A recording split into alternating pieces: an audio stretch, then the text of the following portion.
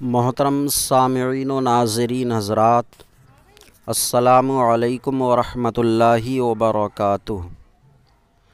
بسم اللہ الرحمن الرحیم، الحمد للہ رب العالمین، والصلاة والسلام علی محمد سید المرسلین وعلی آلہ واصحابہ اجمعین۔ اللہم افتح علینا حکمتک وانشر علینا رحمتک یا ذا الجلال والاکرام۔ قارئین حضرات، مومن کی نماز کتاب میں آج ہمارا سبق مستحب سے ہے۔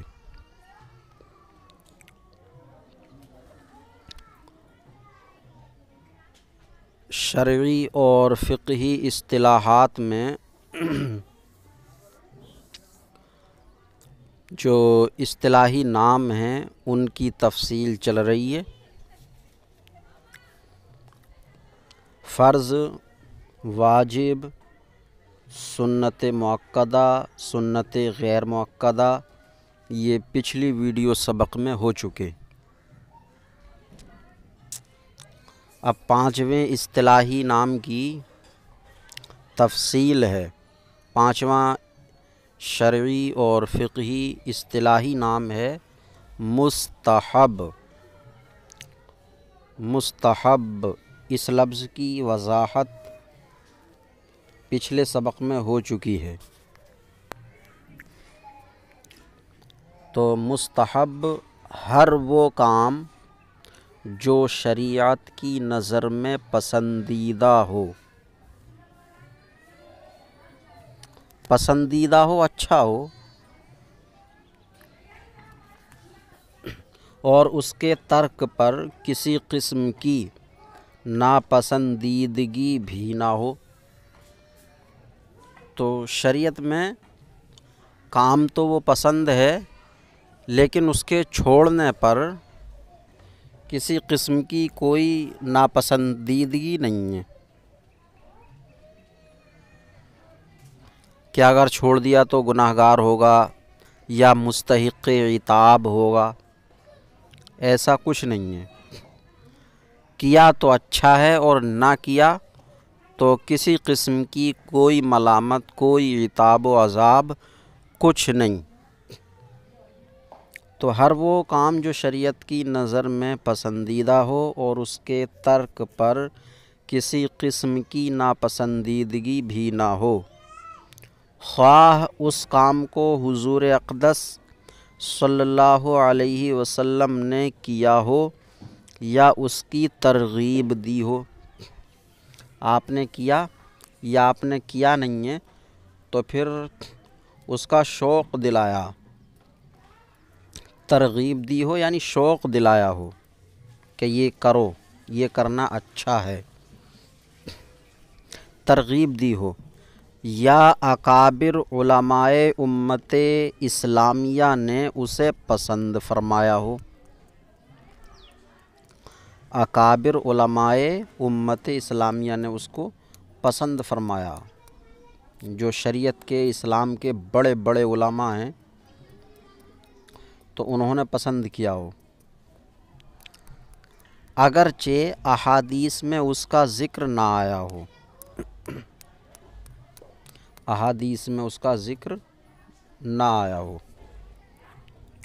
اس کا کرنا ثواب ہے، یہ اس کا حکم ہے، اس کا کرنا ثواب ہے، اور نہ کرنے پر عتاب و عذاب مطلقاً، کچھ بھی نہیں، مطلقاً یعنی چاہے جان بوجھ کر چھوڑا ہو یا کسی مجبوری میں چھوڑا ہو، تو کسی بھی طرح سے ترک پر کوئی عتاب نہیں ہے۔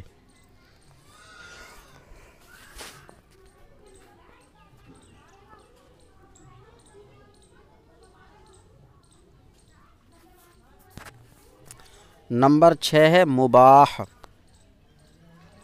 مباح میم کے ضمے کے ساتھ ہے مباح۔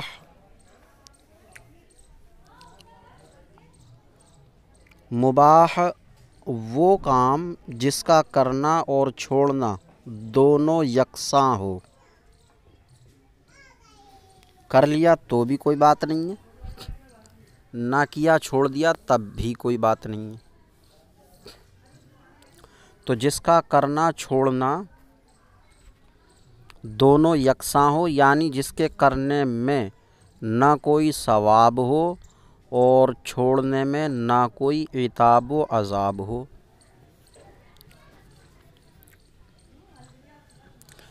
تو کرنے میں نہ تو کوئی ثواب ہے اور چھوڑنے میں نہ کوئی گناہ ہے، تو ایسا کام، ایسا فعل، عمل مباح کہلاتا ہے۔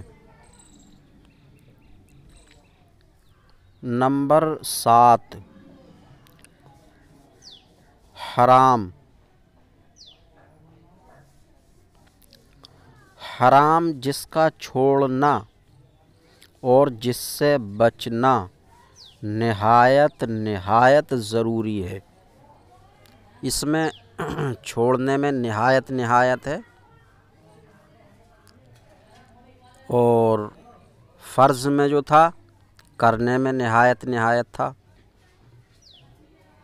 تو چونکہ حرام جو ہے وہ فرض کا مقابل ہے، تو جب فرض میں ہے نہایت ضروری ہے کرنا، تو حرام میں ہو جائے گا کہ نہایت ضروری ہے چھوڑنا، اسی کی ضد اسی کے الٹ ہو جائے گا۔ تو حرام جس کا چھوڑنا اور جس سے بچنا نہایت ضروری ہے، جس کے حرام ہونے کا ثبوت قطعی شرعی دلائل سے ثابت ہو۔ یہ فعل حرام ہے، چھوڑنا ناجائز، چھوڑنا جو ہے وہ نہایت ضروری ہے، تو اس چیز کا ثبوت دلائل قطعی شرعی سے ہو۔ دلائل قطعی شرعی کیا ہیں؟ قرآن، حدیث یا اجماع امت، قیاس، لیکن ان چاروں سے قطعی طور پر ثابت ہو، یقینی طور پر۔ ایسا نہ ہو کہ اس کے حرام اور ناجائز ہونے میں کسی دوسری بات کا بھی احتمال ہو، بلکہ ان چاروں دلیلوں سے صاف اور واضح طور پر اس کا حرام ہونا ثابت ہوتا ہو۔ تو جس کے حرام ہونے کا ثبوت قطعی شرعی دلائل سے ثابت ہو، جس کے حرام ہونے کا انکار کرنے والا کافر ہے، چونکہ اس کا ثبوت دلائل شرعیہ سے یقینی طور پر ہے، اور دلائل شرعیہ کا انکار جو ہے وہ کفر ہے، تو اس لیے اس کا انکار کرنے والا کافر ہے۔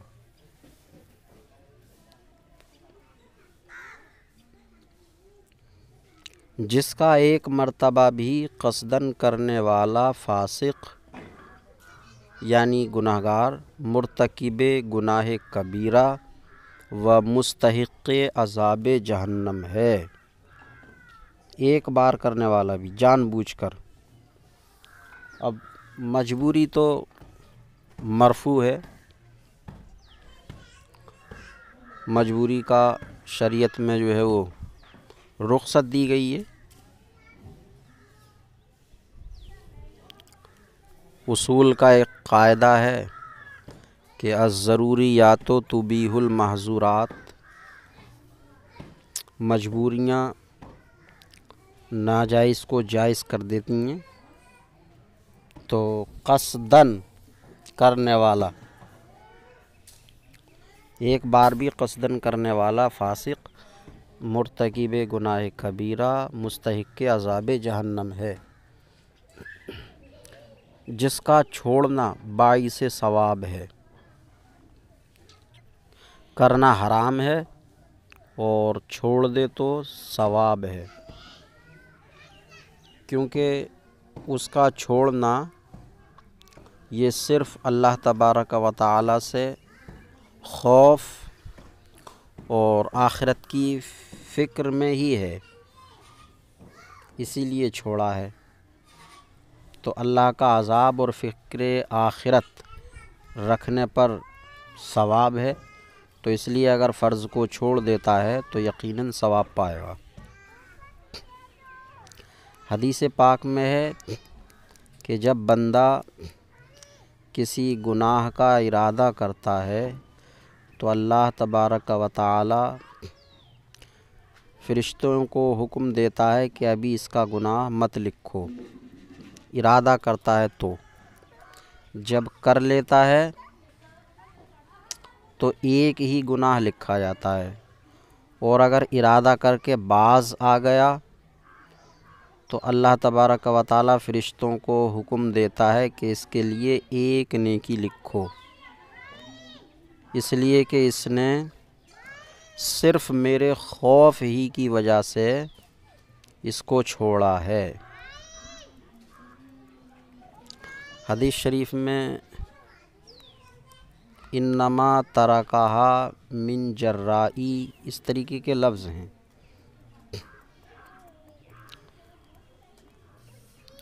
تو چھوڑنے پر ثواب ہے۔ فعل حرام مقابل ہوتا ہے فعل فرض کا، فرض کا مقابل حرام۔ نمبر 8 مکروہ تحریمی، جس کا چھوڑنا اور جس سے بچنا نہایت ضروری ہے۔ اس میں نہایت ایک مرتبہ ہو گیا، جس طریقے سے واجب میں نہایت ایک مرتبہ تھا، تو مکروہ تحریمی واجب کا مقابل ہے، تو اس میں چھوڑنے میں ایک مرتبہ نہایت۔ تو جس کا چھوڑنا اور جس سے بچنا نہایت ضروری ہے، جس کا خلاف شریعت ہونا دلائل ظنیہ سے ثابت ہو۔ واجب کا ثبوت دلائل ظنیہ سے ہو، تو جس کا خلاف شریعت ہونا دلائل ظنیہ شرعیہ۔ دلائل ظنیہ کا مطلب بتایا جا چکا ہے کہ اس کے ثبوت میں کسی قسم کا شبہ ہو، اس کے خلاف کا بھی احتمال ہو، تو وہ دلائل ظنیہ ہو جائے گی۔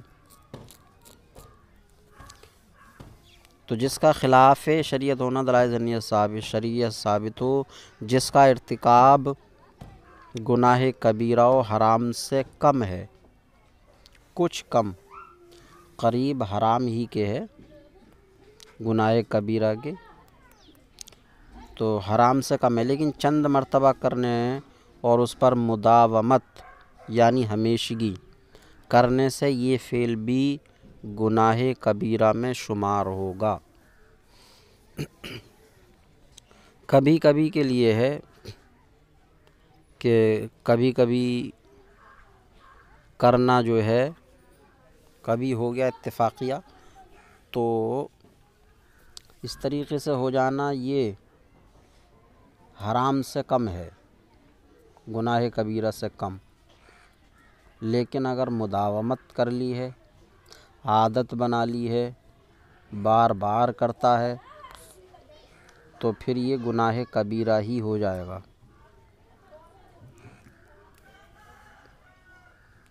اس کا کرنے والا فاسق اور مستحق عذاب ہے،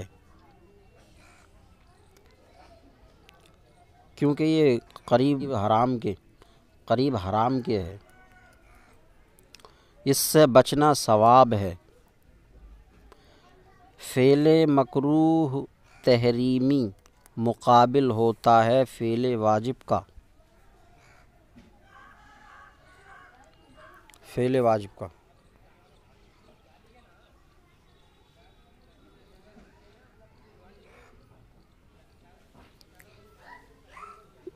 نمبر 9 اساءت جس کا چھوڑنا اور جس سے بچنا ضروری ہے، اس میں نہایت نہ ایک مرتبہ ہے نہ دو مرتبہ ہے، جس سے بچنا ضروری ہے، جس کا کرنا برا اور جس سے بچنا ثواب ہے، کبھی کبھار کرنے والا بھی لائق عتاب اور ہمیشہ کرنے کی عادت والا مستحق عذاب ہے۔ مستحق عذاب سنت مؤکدہ کا مقابل ہے یہ، تو جو حکم سنت مؤکدہ کرنے پر ہے تو وہ یہاں نہ کرنے پر ہوگا۔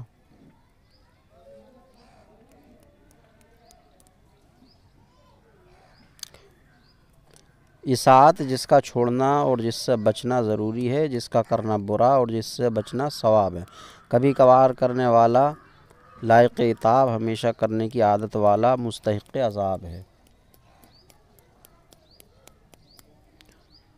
فعل اساعت مقابل ہوتا ہے فعل سنت مؤکدہ کا۔ تو سنت مؤکدہ میں کرنا ضروری ہوتا ہے اور نہ کرنا گناہ ہوتا ہے، تو اب یہاں الٹا ہو جائے گا، اس کو چھوڑنا ضروری ہے اور کرنا گناہ ہے۔ اب سنت مؤکدہ کبھی کبھار چھوڑنا یہ مستحق عتاب ہوتا ہے اور ہمیشہ چھوڑنے والا مستحق عذاب ہوتا ہے، تو ایسے ہی یہاں کرنے والا فعل اساعت کرنے والا کبھی کبھار مستحق عتاب ہوگا اور عادت بنا لینے والا مستحق عذاب ہوگا۔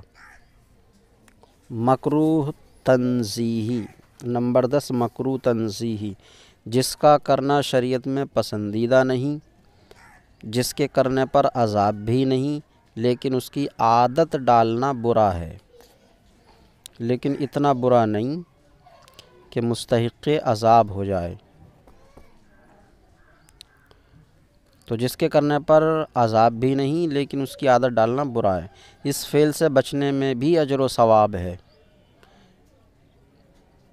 فعل مکروہ تنزیہ جو کام بھی شریعت میں ناپسندیدہ ہے تو اس سے بچنا ثواب ہی ہے، اب چاہے وہ ناپسندیدہ مکروہ تنزیہی کے درجے کا ہو یا فعل حرام کے درجے کا ہو۔ تو اس فعل سے بچنے میں بھی اجر و ثواب ہے۔ فعل مکروہ تنزیہی مقابل ہوتا ہے فعل سنت غیر مؤکدہ کا، خلاف اولا اس فعل کو کہتے ہیں جس کا چھوڑنا اور اس سے بچنا بہتر تھا، لیکن اگر کر لیا تو مذائقہ بھی نہیں، کوئی حرج بھی نہیں ہے۔ فعل خلاف اولا مقابل ہوتا ہے فعل مستحب کا،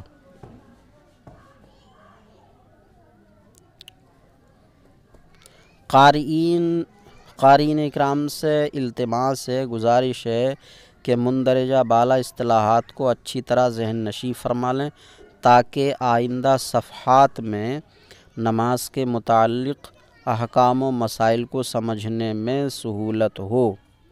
علاوہ ازیں کون سا کام کرنا ضروری ہے اور کس کام سے بچنا لازمی ہے، اس کی معلومات بھی حاصل ہوگی۔ سنت ہدیٰ مؤکدہ کا نام ہے اور سنت زائدہ سنت غیر مؤکدہ کا نام ہے۔